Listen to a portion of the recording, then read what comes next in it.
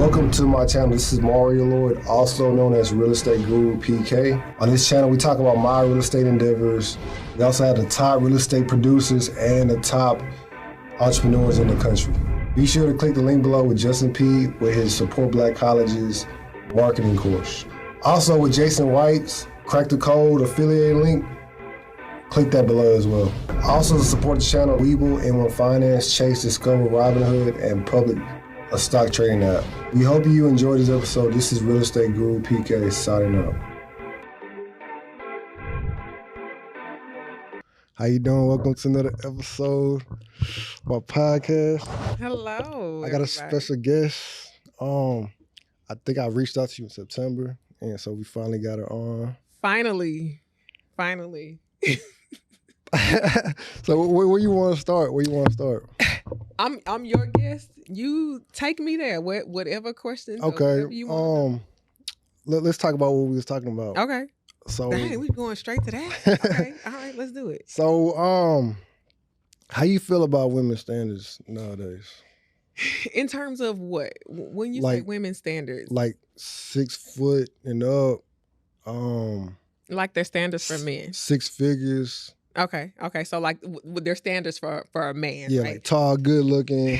Well, when you say tall, good looking, I feel like that's a woman that is not hasn't experienced relationships or experienced life. You know what I'm saying? Because I mean, just being frank, like I told you off camera, my husband is 6'8". Mm-hmm. I am attracted to tall men. Mm-hmm. I like tall men, right? Mm-hmm. But I realize now the tall is not as important to me anymore. Like when I was younger, yeah, like tall, handsome, that was my thing, right? But now, as I've experienced life and experienced relationships and lived life, like a man being tall and a man, having a good heart and treating me good, it supersedes or trumps any man that's 6'9" or whatever the case may be.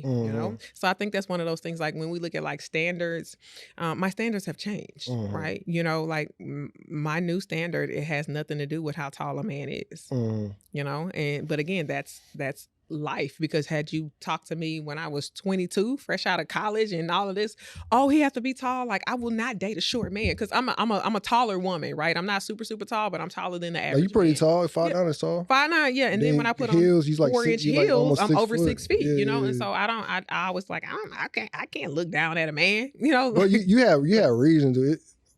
Like the women I'm referring to, they most of the time they're like 5'3", 5 foot. Yeah. 4'11". But I mean, even today, whatever it is, like the looks to me is not as important as, like I said, his heart, how he treats me. It's important for me that my man has a relationship with God, and then I feel like we learn through every relationship that I've had, I've learned what I will and will no longer tolerate. Right. So, I mean, just being very transparent, there's some things in my marriage that I probably would like, if I ever got with another dude, we ain't doing that, but that's okay. Like that's part of me, my learning experience. So when I say standards, like looks, the way you look, women in those standards, I think that's just something that's going to come with maturity and growth, and experience in terms of what your standards are. But mine aren't. I mean, come on, now you gotta care about yourself, right? I do still like a well-groomed man and things like that. But in terms of like, do I have a particular look? Not so much as do I have a particular who is he as a person? Well, how'd you meet your husband?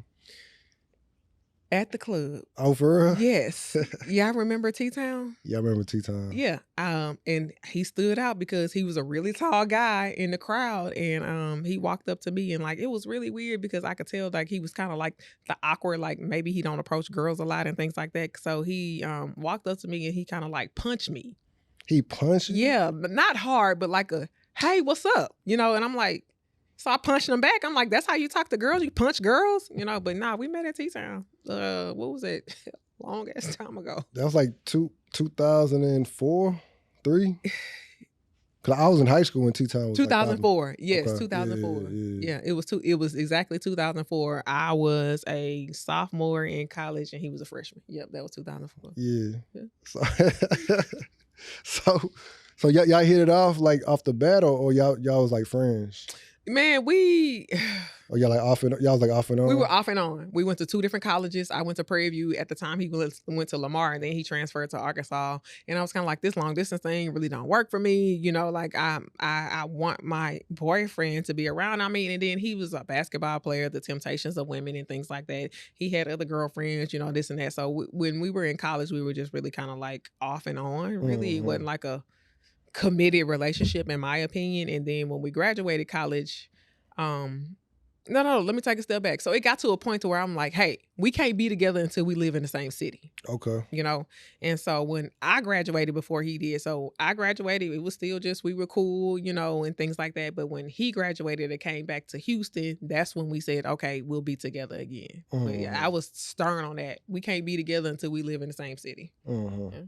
So he you like red shirted him, or he like red shirted you and just chilled a little bit? I mean, just being very frank, we would. I feel like we were going to be together, and we were planning on being together. Yeah. But we were young college kids living the college life. Okay. You know, so I mean, if you want to say red shirted, I'm like, you got to get on the sideline until you get your stuff together. You know, I mean, yeah, if you want to call it red shirt, like you got some work to do. Yeah, I red shirted him. You red shirted him. He didn't red shirt me. I red shirted him. You know, like I started to set the tone and the rules for like, hey, you want to be with me? This is how this is gonna go.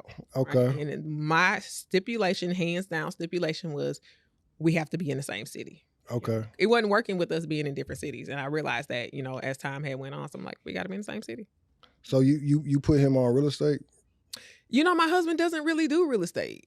You know, we both started in oil and gas together. You know, our initial careers were in the oil and gas industry.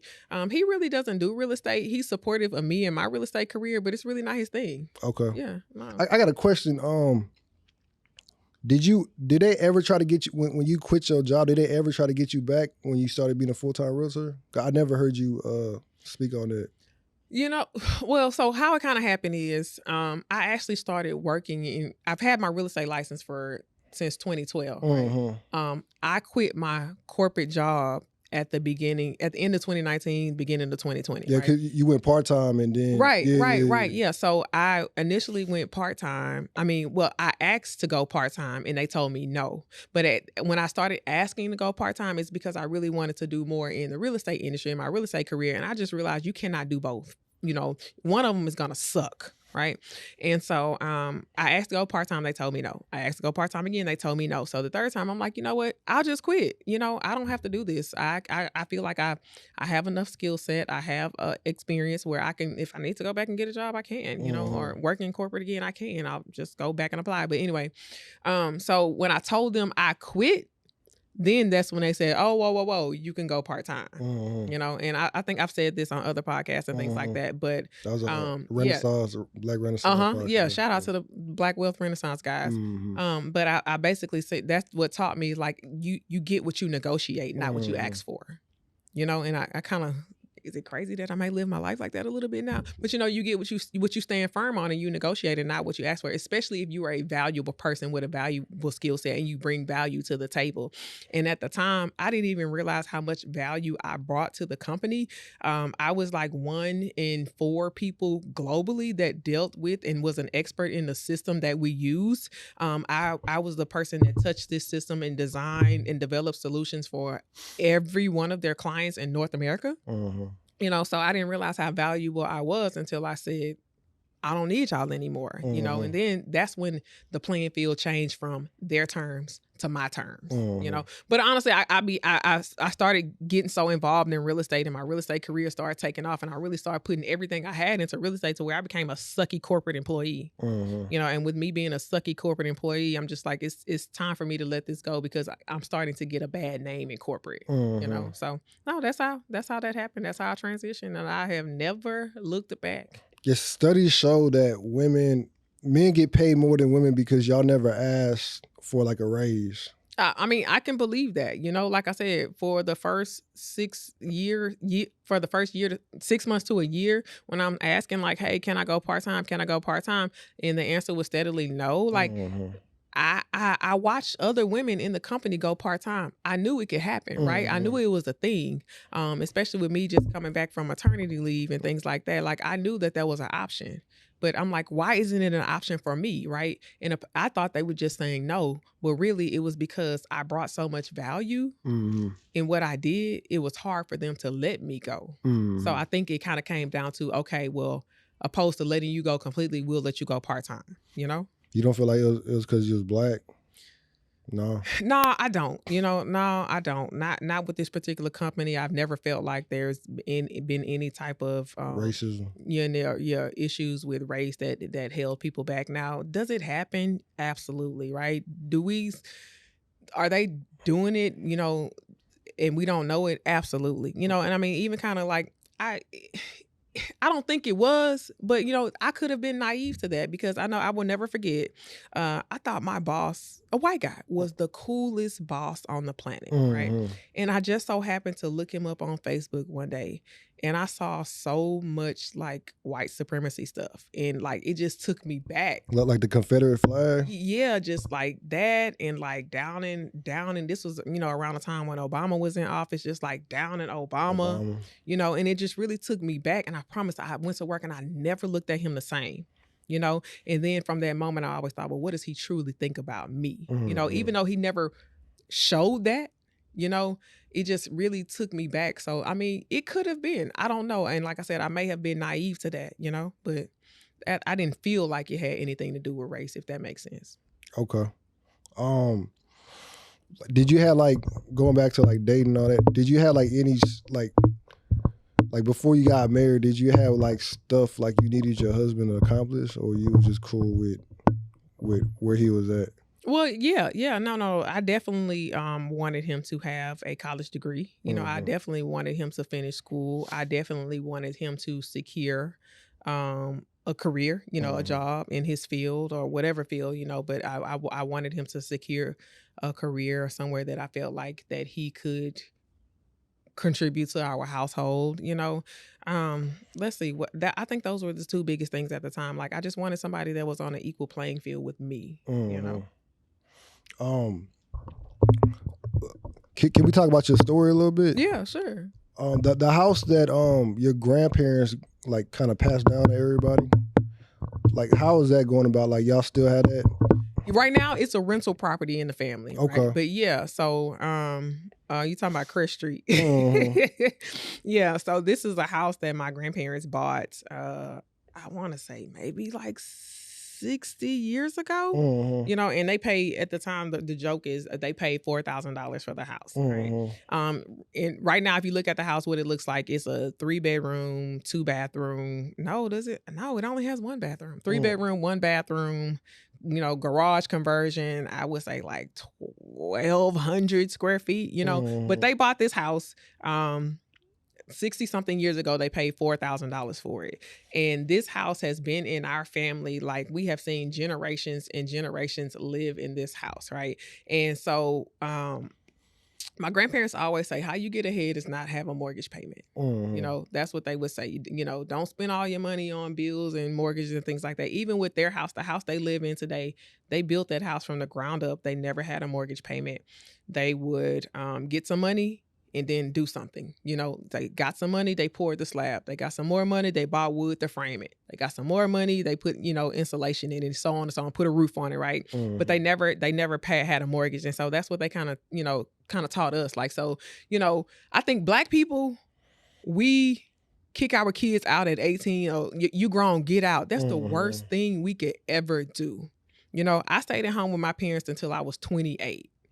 A matter of fact, I stayed at home with my parents. So I bought my first house, got married, and bought my first house and got married. Me too. Yeah, absolutely, right. And that really helped me set myself up for success. I bought my first house. The matter of fact, this is the most money I ever made off of a property sale too. I bought my first house in 2006.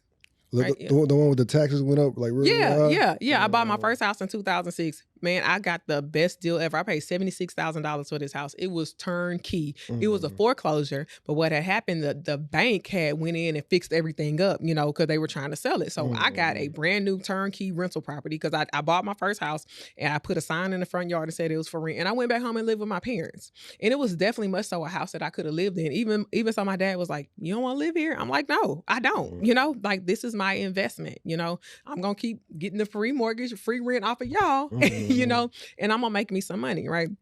So I put the house on Section 8, everything. I had that house I sold it in 2011, and I did sell it because the taxes had went up really high. It was a lot of new development in the area, and it no longer made sense for it to be a rental property. Because when I started with that property, when I first started with that property, I was making double my mortgage payment. Every month off just the rent. I was making double my mortgage payment, right? So I was making double my mortgage payment. I always had a tenant in there, you know, so for 2006 to 2005 years. So that was you was making double on Section 8? Yeah. Yeah, double on Section 8. Double my mortgage payment was that low because I had bought a foreclosure, right? But it was a 4-bedroom, 2.5 bathroom, 2-story, like right at like 1,700 or 1,800 square feet, you know, and my mortgage payment was $700, and I charged $1,400 in rent every month, you know, so I made double my mortgage payment. So I'm like, yeah, this is pretty good because, you know, most rental properties don't cash flow like that, especially not today, right? They're not cash flowing where you're basically making double the rent. If you are, that's good, you know. But I thought this was pretty good, and so I sold that property. I made more cash off the house than what I paid for it, and that's kind of taught me the law of like, hey, yeah, do this property thing. But to kind of go back to that house, you know, that was the same thing. Like that's what my grandparents taught me. Don't start off your life in debt.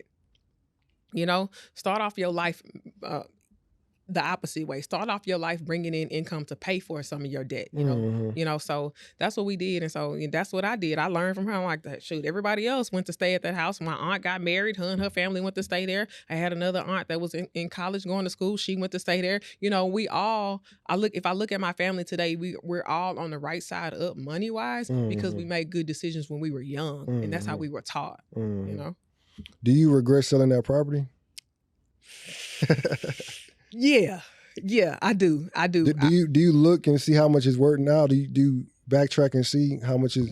No, I haven't checked how much it's worth now, but I honestly, yeah, I do regret selling that property. You know, because it was I think the property was like built in like 2000. And you know, being a real estate investor, like, you know, nowadays to get those super, super good deals, you got to buy those old dilapidated homes, correct, you know, and things like that. And they're just a headache, you know, they're just a headache maintenance wise. So I really do hate that I sold that property. And if I could do it all over again, I wouldn't have sold it and got rid of my asset. I would have borrowed against it to use that property for more use what I borrowed, you know, that the equity in the house for more investments. Okay. Yeah, I hate I let that one go. Is that like your biggest regret? That's not my biggest regret, but I think that was a learning lesson. At the time, I was just young. Like I wasn't in the real estate game, like, you know, learning the investment game things. I was just like doing what I saw my parents do. My parents had rental property, doing what I saw my grandparents do. I thought that's what I was supposed to do, you know, buy property and rent it out and, you know, get you some income coming in from day one. Really, to be honest, I bought that property because I just wanted to pay my student loans back. You know, I wanted to have another source of income to be able to pay my student loans off. And it did it for me, you know, but I just thought that's what you were supposed to be doing. I wasn't educated on, you know, how to leverage equity in property, you know, and still keep the property. I thought that's what you do. You buy low, sell high, you know. It put a lot of money in my pocket at a young age, and it did allow me to do other investments. But I mean, like if I look at what that property would be worth today, it probably would be worth, I probably would have made triple, you know, than when I sold it. So not a big regret, but I should have kept that one. I forgot what podcast you was talking about. You was talking about your hiring process where you screen your people and then you go out to eat with them and then. Oh yeah. So I learned that, and that's one thing I learned through mentorship. Yeah. You know, be slow to hire and be quick to fire. So at Brayton Real Estate Group, you know, we have, in my opinion, a little bit. It's not the typical real estate brokerage hiring process. A lot of these real estate brokerages out here, it's just a come one, come all. Anybody can get on. You say you want me to sponsor you and I make money off your commissions. Yeah, let's do it. You know, but not us, right? We hire and fire according to our core values. You know, we have 10 core values that we live by, so much so that we recite them at every sales meeting that we have. We want our agents to be invested in our core values, right? Because that is how we want those values are how we want our company to be reflected, right? So when we do our hiring process, we do it a little different. You have to submit an application, hands down, right? You have to submit an application along with a resume and a headshot. That's the initial screening process. If you get through the initial screening process, depending on where you are, we have 1 or 2 interviews now. I think we kind of changed it up. All brand new agents have to have 2 interviews. If you're a more experienced agent, 1, maybe 2, depending on the initial interview, right? But so far as on my team, like, we're going to take you out to eat. We want to see you in an informal setting. I will tell you, people act totally different in a formal setting versus an informal setting. You introduce alcohol on the table and things like that. They can act, I'm glad that we do that, because I had somebody that I was like, this is going to be my new assistant. Right? I am hiring her. She is the bomb. Like, on paper, she looked good. She speaks well, da-da-da-da. We got to that lunch interview. I was like, there's no way I could put this person in front of my clients. She started acting like loose, or like, what is she doing? Well, just disengaged, acting bored. Let's be frank. We've all sat at the table and like, I don't care to be here. I really don't want to be here. I'm tired. They're not talking about anything that I'm interested in. But how do I make you feel if I'm sitting breaking bread with you and I can't even look at you? Or I'm acting like I don't want to be here. You know what I'm saying? So it was. So she was acting like nonchalant, or she just like. I don't know if it was nervousness, but she was acting like she didn't want to be there. She was on her phone. I watched her pay for her parking, scroll on Instagram, and I'm like, hey, it's 8 people at the table, and we're all engaging. It just wasn't her thing. She just had some inappropriate stuff, and it's just like, hey, how can I? Is this a person that I can put in front of my clients? If you get in front of my client, are you going to be disengaged? Are you going to offend them? Because to me, that's offensive. Are you going to offend them? And things like that. So I'm like, I can't put this person in front of my client. I don't feel comfortable putting this person in front of my client without me.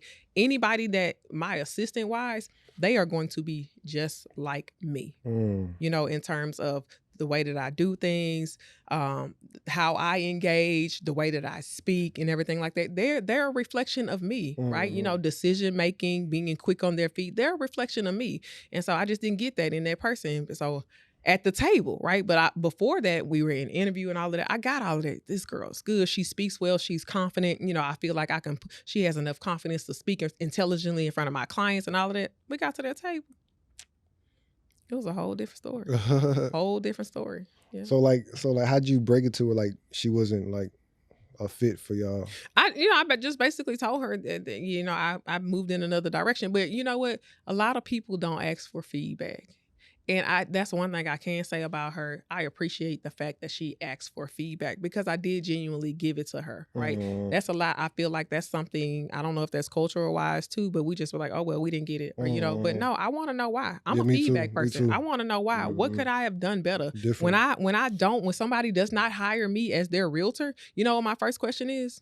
What was your deciding factor? I want to know what made you go with them and not me. What skills do I need to hone in on or improve, so that next time I'm the one. I'm always looking to be the one, but people don't ask for feedback, and I appreciate every feedback, every kind of feedback, good or bad. I appreciate it all, because most of it is a learning moment for me. Where you see yourself in 5 years? Where I see myself in 5 years, I see myself, honestly, if it was up to me, ideally, I would do nothing but coach and train realtors, or all people, real estate professionals. Let me say real estate professionals, whether that's you building out a team, you starting a brokerage, development as an agent. I really see myself having a thriving coaching business. So like you're gonna have like everything on autopilot, where you don't have everything is on autopilot. In the business, you can never have a business where you're 100% hands off, right?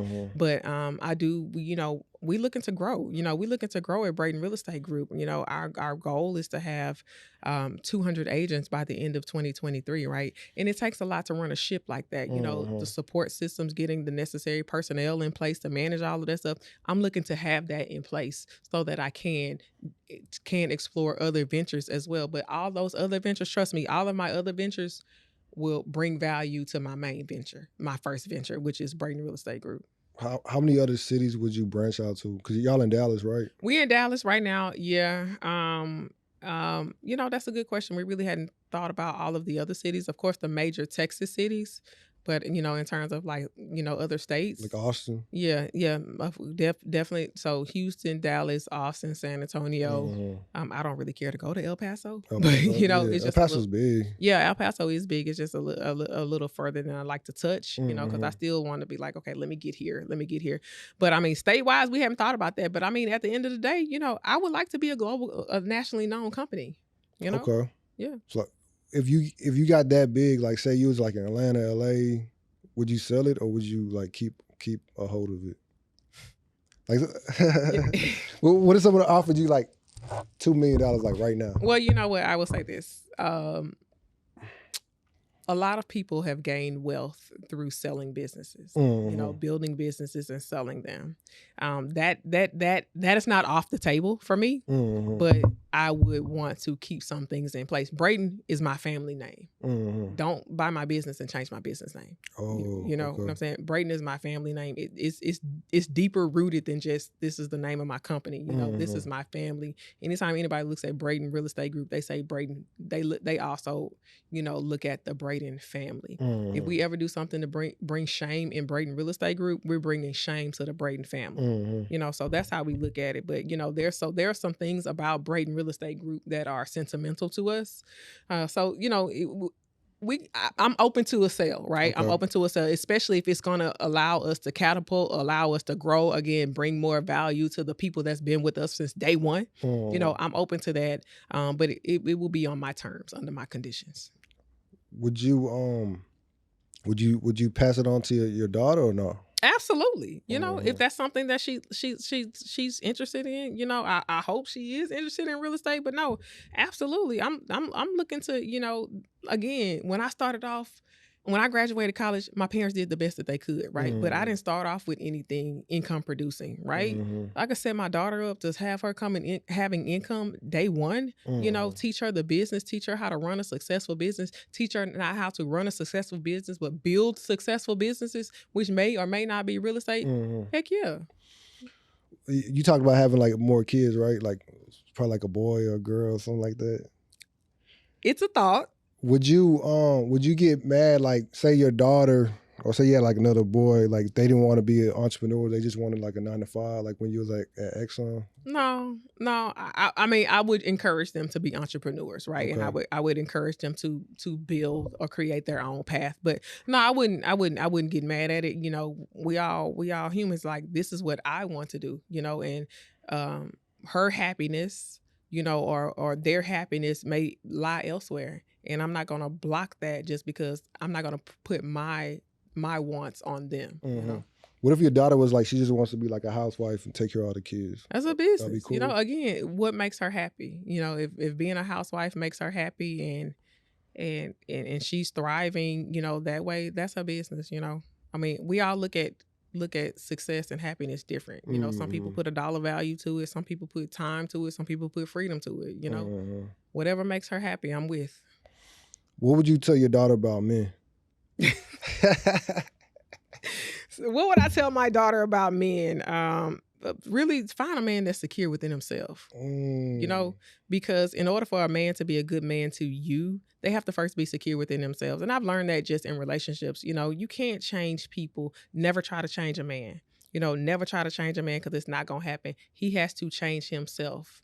So just really find a man that's secure within himself, because I mean, we kind of talked about this off camera. Like, women today, they're not your, like you said, the housewives and things like that. They're just not home keeping the kids and cooking the food and, waiting for the man to bring home the check. They're CEOs, they're entrepreneurs, right? This is a different level. Like, women have leveled up, Facts.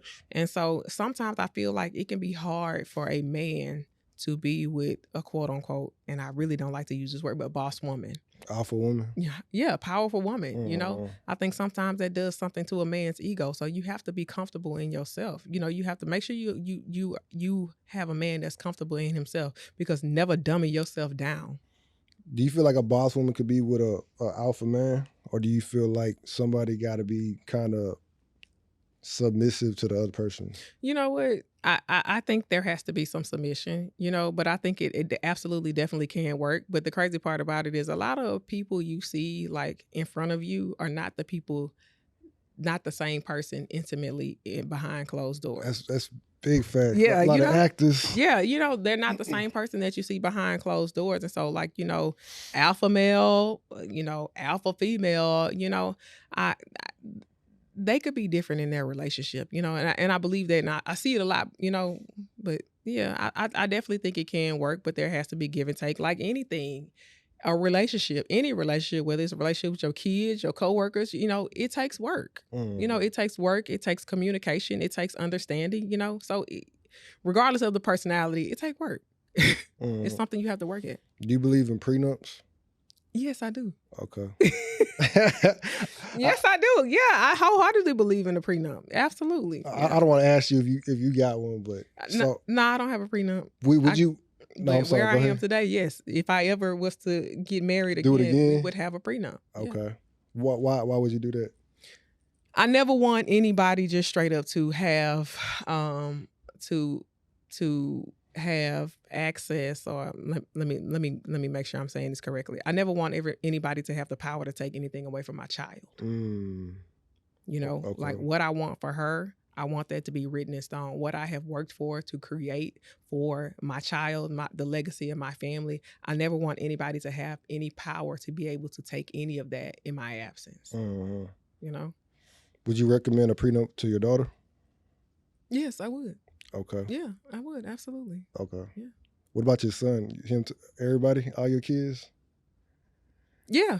Okay. Yeah. I mean, like I said, where I am, I didn't always believe in prenups. My husband, now we don't have a prenup, but if I was to ever get married again, I see the value in a prenuptial agreement, especially if there's other things involved, Like, and when I say other things, like children and things like that.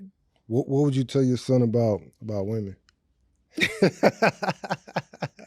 Kind of the same thing that I would tell my daughter, hold your own. I mean, be secure within yourself, right? Be secure within yourself. I don't necessarily so much believe in gender roles anymore. It's not like the man's supposed to do this, the woman's supposed to do this. So you could have somewhere where like, you could have a man that has the mindset like, she not letting me be the man, but that's because he's looking at gender roles, so be secure within yourself. And honestly, I think we should tell everybody this, like, go get the necessary help that you need. Like, it's okay to say, I need help. It's okay to go to therapy. Therapy, in my opinion, is a beautiful thing. So much so, I think it needs to be a curriculum in schools. It's so many people that don't know how to communicate. It's so many people that internalize things, anger, hurt, and that kills them. Internally, but I'm a big advocate of say, hey, let's go to therapy. So much so I'm even looking for a therapist now. You know what I'm saying? Like when you look at the burdens of the world and everything, like I'm a business owner. I have people's, in my opinion, I have people's livelihood in my hand. We have agents that take care of their parents. We have agents that, single moms. So if I feel like sometimes if I fail them, I fail their parents, I fail their children, and so those are a lot of things to carry.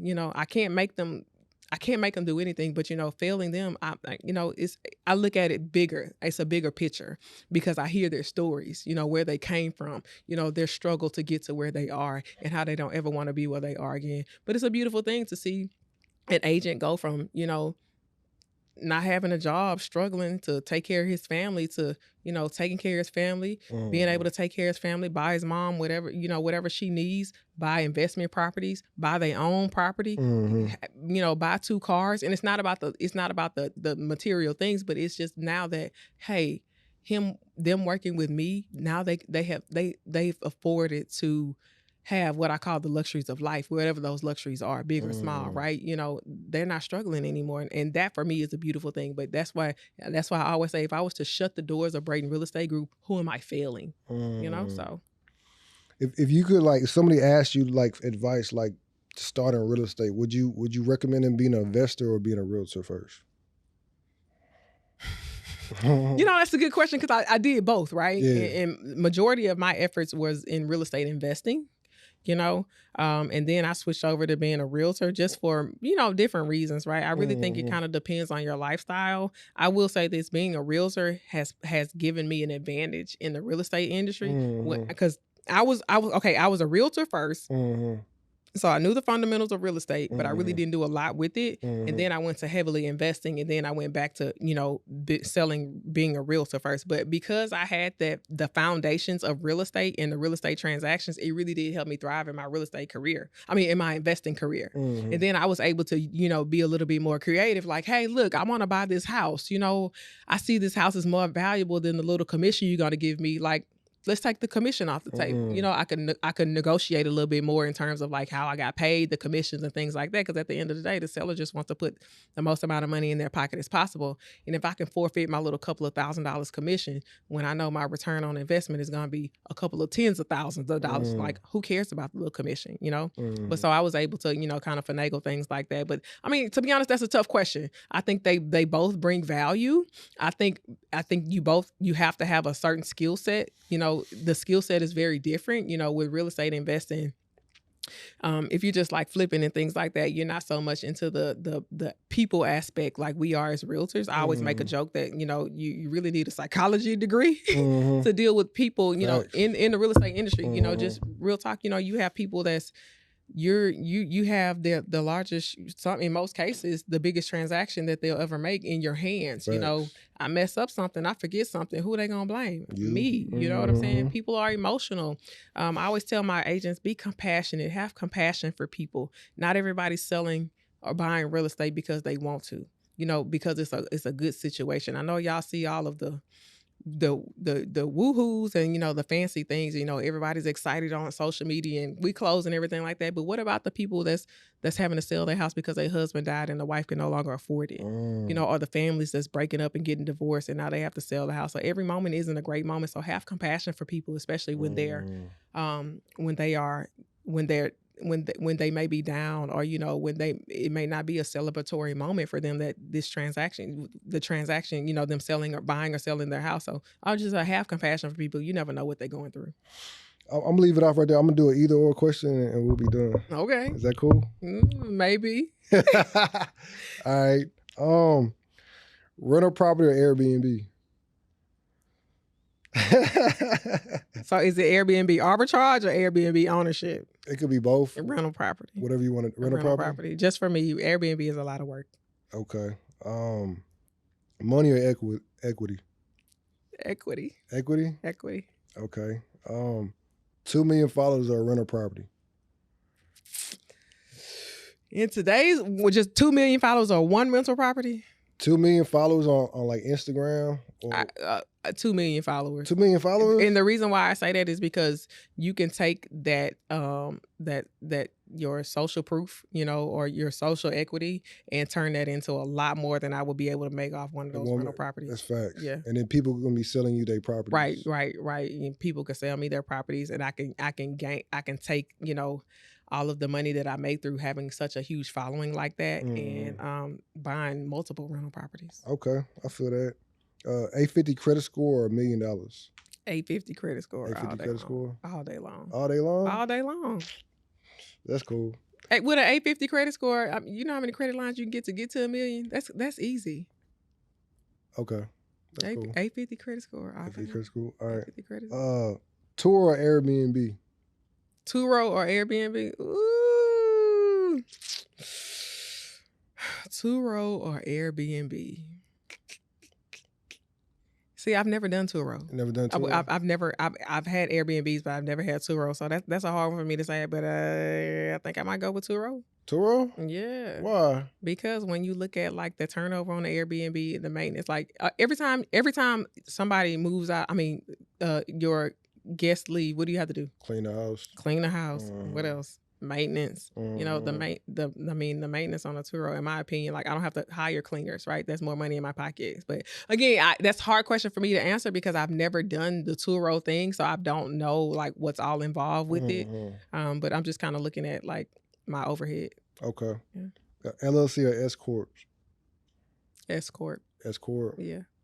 Business credit card or regular credit card? Business credit card. Okay. Houston or Dallas? Oh, Houston all day long. All day? All right, cool. All right, thank you so much. Thank you for Appreciate having you. me. Thank you.